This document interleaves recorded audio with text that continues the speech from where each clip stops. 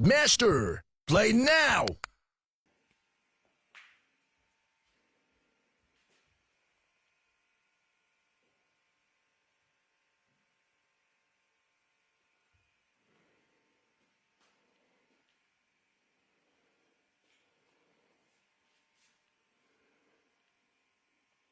Hey everyone, welcome back to the shop. The night is quiet. The only sound is the low electric hum of the old fluorescent lamp hanging above the bench and that deep, familiar smell of dust, oil, and decades-old wood that never really leaves these walls. In front of me lies a relic, a massive early 2000s computer monitor, the kind with a thick glass screen and a plastic case heavier than some modern televisions. To almost anyone else, this thing is electronic waste, something to be tossed into a dumpster without a second thought. But when I look at it, I don't see junk. I see a perfect 250 millimeter disc of crystal clear acrylic that has been hidden from the world for 20 years, just waiting for the moment it gets to spin again. There's something almost sacred, almost meditative about rescuing objects the rest of the world has already written off. This monitor once sat on someone's desk while they sent their first nervous emails, watched grainy YouTube videos at 360p, laughed at stupid memes, maybe even edited their wedding photos. It was part of countless small human moments, and now every circuit board, every screw, every tired capacitor inside it is dead, except this one piece of acrylic that is still flawless. Tonight, that forgotten piece becomes the heart of a real workshop machine, a disc sander that will quietly, faithfully smooth wood long after both it and I are gone. We're not building this because I can't afford a factory-made sander. We're building it because only when you take trash in your hands, cut it, weld it, balance it, and finally hear it roar to life, do you truly understand what a tool actually is. A tool is not a product. A tool is a conversation between you, the material, and time itself. Tonight, the conversation partners are a 750-watt motor that somehow survived 3 completely burnt-out ventilation systems, random pieces of rusty square tube that have been leaning against a wall for years, and this thick, honest piece of acrylic that outlived its original purpose by 2 decades. 3 orphans, 1 new life. Let's begin. Disassembling an old monitor always feels like performing an autopsy on a small slice of history.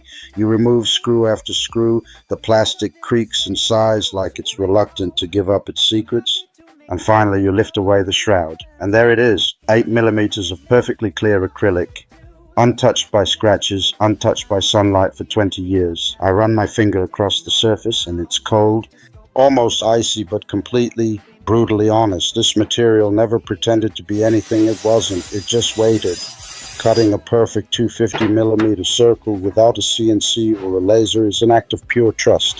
Trust in the blade not to wander, trust in your hands not to shake, trust in the acrylic not to crack under pressure. You draw the circle the old school way, find the center with a compass and a steady pulse, and then you guide the blade slowly, breathing with the machine. When the disc finally drops free, it lands on the bench with a soft, satisfying thud, the exact sound something makes when it is born for the second time. Down on the floor waits the motor. It looks tired, covered in dust and old grease, but when I cleaned the bearings last week, it spun as smoothly as the day it left the factory. 750 watts, 2800 RPM, raw, uncomplicated power. Enough to turn impatience into dust in seconds. I build the frame from 20 by 20 square tube that has been rusting peacefully behind the garage since who knows when. I cut, I weld, I grind, I paint everything matte black so the machine almost disappears into the shadows and only the spinning disc remains the star of the show. Every extra gram, every unnecessary bracket I leave out. The secret to any good homemade tool is ruthless minimalism. Include nothing that doesn't have a reason to exist. Less is never lazy when it's honest. The work table is made from another piece of acrylic, thinner this time, almost delicate, but still strong enough to take real punishment. I cut a precise slot so the disc can rise through it like the moon through clouds. Then I add the angle adjustment, a couple of slotted brackets, a wing nut, and suddenly it tilts smoothly from 0 to 50 degrees. Nothing here is over-engineered, nothing is fragile. It's crude, honest, and accurate to within half a degree, exactly what you need and not a single thing more.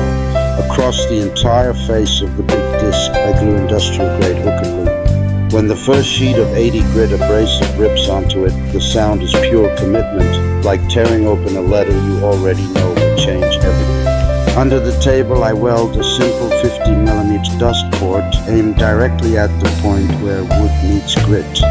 Later, when a shop vac is connected, the storm of sawdust will vanish before it even learns your name. Clean work is respectful work. The first power-up is always the moment of truth. The disc wakes, slowly finds its balance, then suddenly screams into full voice. For a split second, I'm afraid the acrylic will explode into 1,000 shards, but it doesn't. It just sings. I take a rough piece of oak that has been sitting in the corner since last winter and press it gently against the spinning surface. Centuries of growth, storms, sun, and wind disappear in warm golden snow that gets sucked away instantly. There is a deep, almost spiritual peace in that moment, watching time itself being erased while simultaneously creating something smooth, something new, something that will probably outlast me by another century. I switch to 240 grit and run the same board again. One more pass and the surface feels softer than skin, warmer than skin, alive in a way no piece of fresh lumber ever feels. This machine doesn't simply remove material. It removes noise from life. It removes hurry. It removes every excuse we ever had for doing things halfway. Real smoothness is never an accident. It is thousands and thousands of tiny, deliberate